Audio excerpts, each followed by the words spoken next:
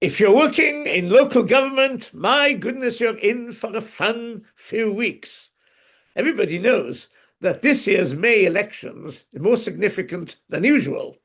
There are predictions that 40, maybe more, councils will change political control, that many other councils will end up in what we call euphemistically no overall control, which means that you've got lots of independent councillors all standing for different priorities and beliefs, and you've got to bring them all together to see where they all agree.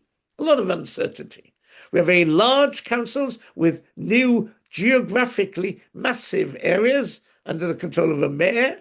We also have many small district councils, some of which are going to disappear before long, and there'll be elections there as well.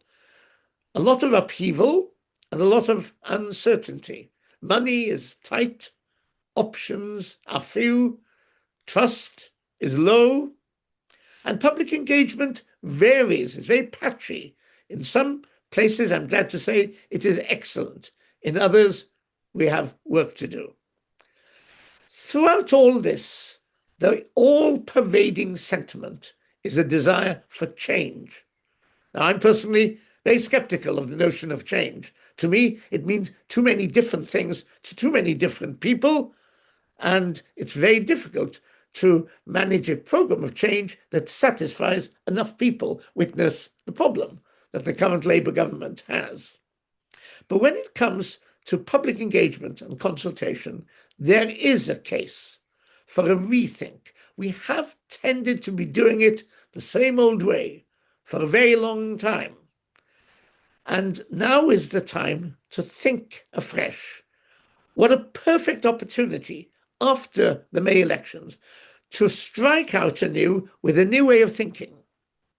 And as people now know, I recommend that we look at the function that our dialogue needs to perform. I've identified 4 functions. Navigation, where are we going to? Where do we want to go?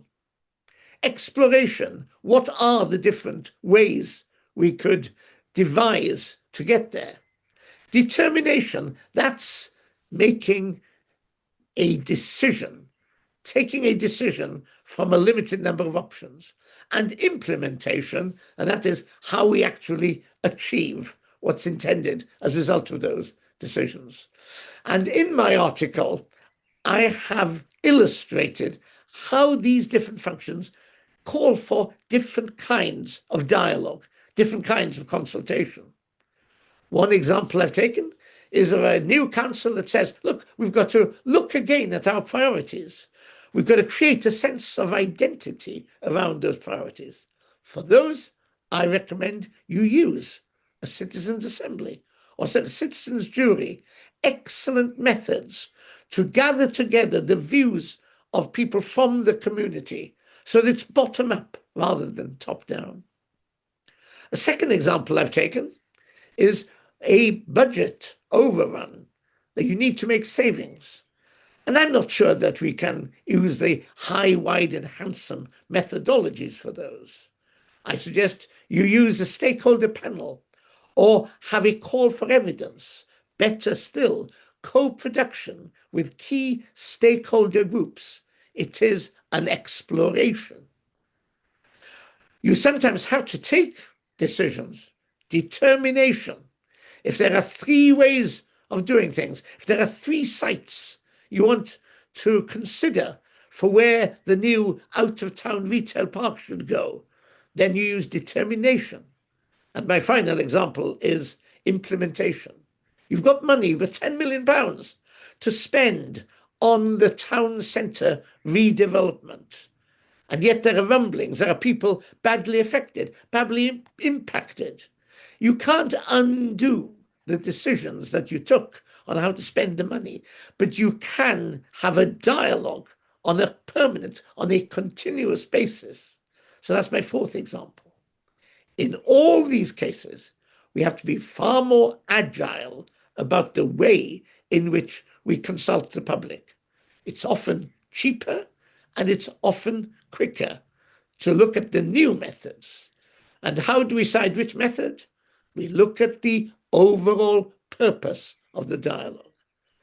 In the coming weeks, many councils will be scratching their heads. What do we do? Where do we go? How do we do it?